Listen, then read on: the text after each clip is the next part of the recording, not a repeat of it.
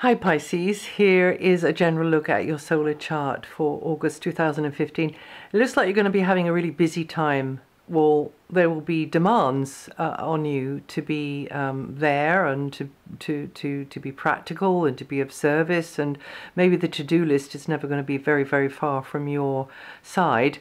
From the up until the 23rd, you could be dealing with more chores and or niggly details, or just blowing the dust off that stack of papers in the corner, or maybe it's to do with health matters.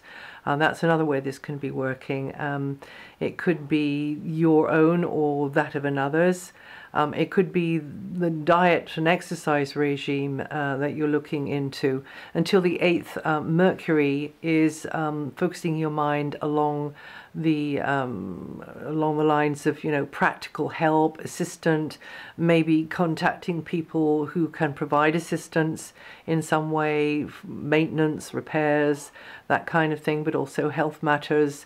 And you could be learning yourself new skills, you know, which button to press, which lever to pull, or blowing the dust off some old ones of your own. And practical advice is very much what's going on, and whether that is from you to others or whether that is from others to you. Yes, the practicalities of various situations, there's a huge emphasis on that area there, and there could be a lot of more analysis, more sort of planning it out, getting it organized, getting your act together, getting your ducks in a row, that kind of thing. Mercury moves out of there on the 8th, so between the 8th and the 28th, Mercury goes into your opposite sign. That is more communicating with an opposite number, or with someone who is an agent or a go-between, or it could be that it's just a friend or a partner, you know, and or a colleague or a co-worker. Whatever it is, it will help you to clarify your thinking. It will help you sort of put flesh on ideas, and their input will tend to be useful and helpful. And then from the 28th onwards, Mercury goes into a very different kind of area, which is a deeper sort of area, which could have you sort of weighing things up and sussing things out sort of in secret to yourself, you know, and keeping things to yourself. But that's right in the last couple of days, 2-3 days of the month.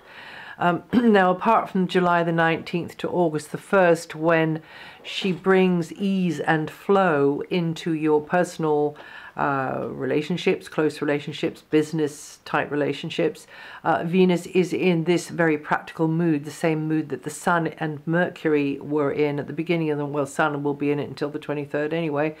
And that's good, because that will highlight the fact that there will be the help there, or there will be you know, if something's broken down, or you need sort of practical help with something, or indeed you are the one who's offering and able to give the practical help, it will turn out to be more of a social event, maybe with Venus there. You could make friends, or in fact find that you have a really good you click with somebody who is also very helpful, or maybe it's to do with health matters, maybe it's to do with therapies, maybe it's like that, or maybe it's that you are you know, teaming up with somebody who needs this help themselves, whether it's kind of health related, or whether it's to do with maintenance or repairs, or just something else, you know, something that they're doing. So providing assistance will tend to be a kind of more it might lead to other things, you know, and the interaction will tend to be pleasant. And Venus will transit this area until October, so this is a really exceptional and rare transit of Venus in that area there. It might mean that with Venus's ability to balance and harmonize, it might mean that if there's been a chronic or ongoing situation, then the cool hand of Venus will tend to balance and harmonize things. Also, because this is an area to do with the job and getting a return for the work that you do, it's likely you will get an appropriate reward or return, whether it's in money or whether it's in just job satisfaction. You're more likely to get that with Venus there. Or maybe the circumstances, maybe the conditions around you will tend to improve, or maybe it's yeah, I could speculate forever. Now, until the 9th, Mars is in a more spontaneous and for some romantic areas. So again, we're, you know, getting somebody who's maybe you're clicking with, you're hitting it off with, who's also very, very useful and good with their hands. Maybe it's like that.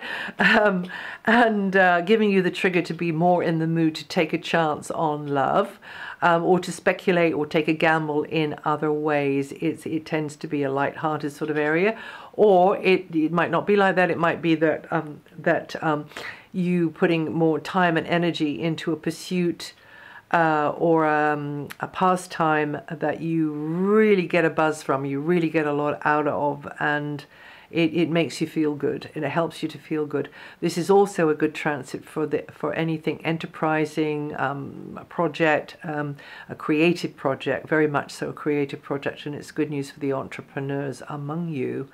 And then from the 9th, Mars moves for about 6 weeks into the sector, which is the same one as the Venus one and where the Sun is. So daily duties, methods, techniques, equipment, and just the mechanical details of daily life, more on your mind. As I say, getting organized, getting the act together, busier, more to do, probably running around more.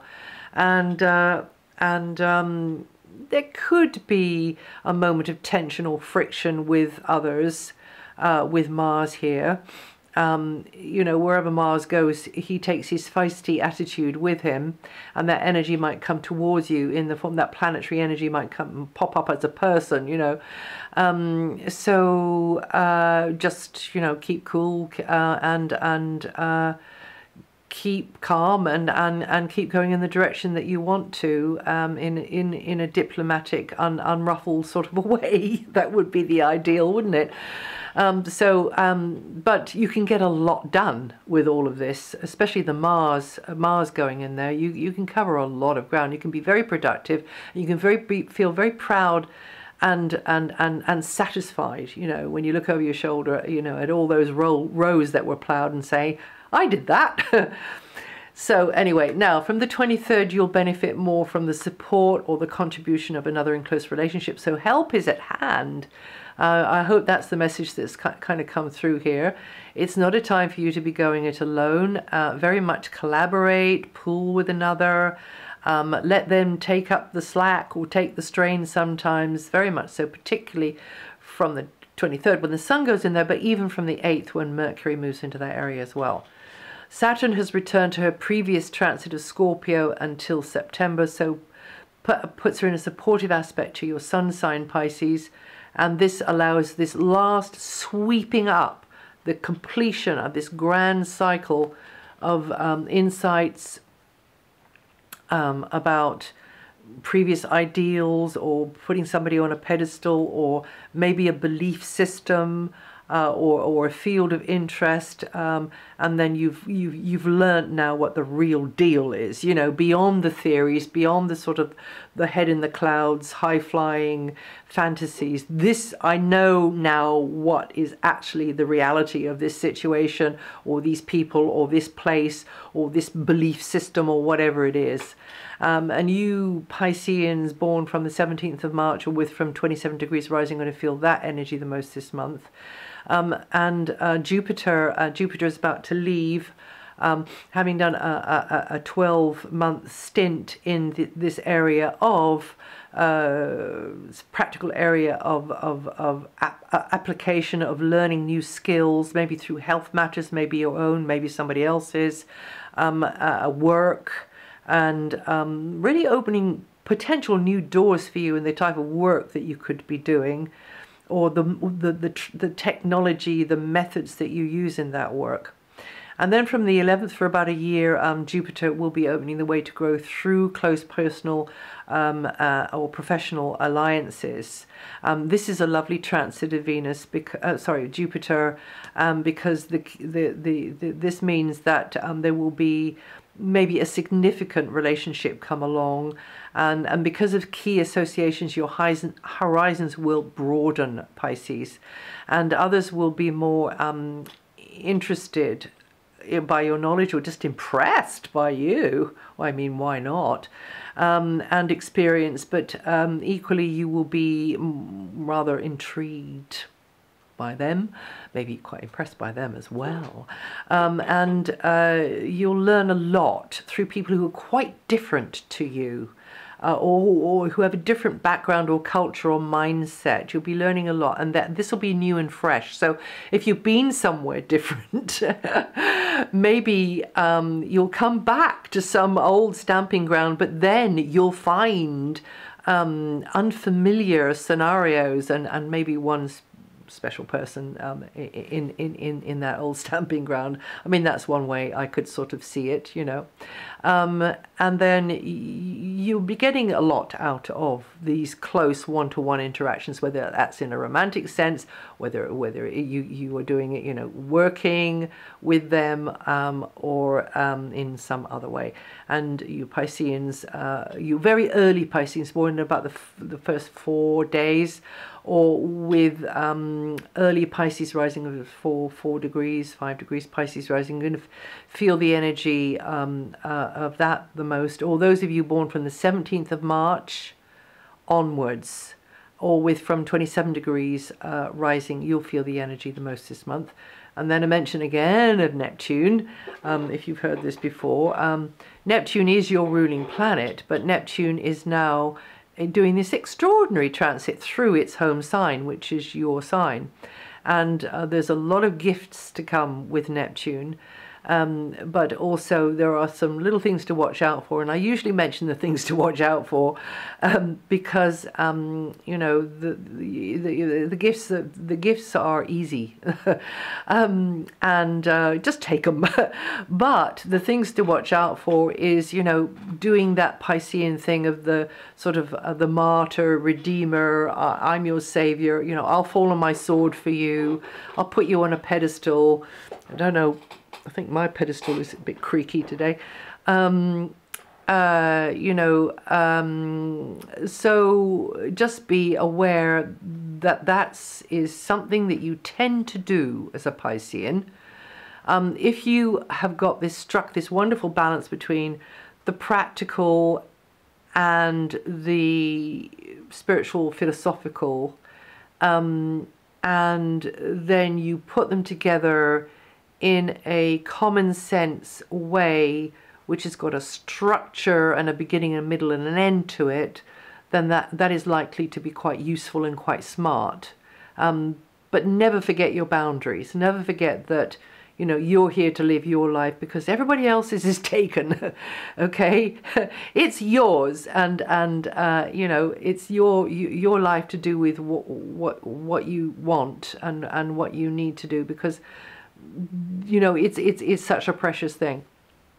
So try to integrate your own wishes with, and sometimes, yes, others go through a rough patch. This is true. And okay, you know, step in for the amount of time. But the boundary thing is about knowing when to stop, knowing when to say no. An artist once said, you know, the art of art is knowing when the painting or whatever the work of art is finished, not to overdo it. And I suppose I ought to take a lesson from that as well. I ought to know when to stop talking. You Pisceans born the 25th of February to the 1st of March, or with 7 to 10 degrees rising, are going to feel that energy the most. You know, that sort of Neptune rules fogginess and ambiguity and a slightly distorted view, a bit like the Hall of Mirrors, you know. So if you are close with that and you've got something going on, and close with those degrees I meant, or either side of those degrees, you know, it gets less and less the further out from those degrees or those dates you go. Just get a second opinion on something, okay? And it might not be the thing that you're thinking of either, because that's all part of the kind of the general fogginess. But yes, so this is a good month for support from others. And okay, that's it for August. If you know your rising sign and your moon sign, listen to those.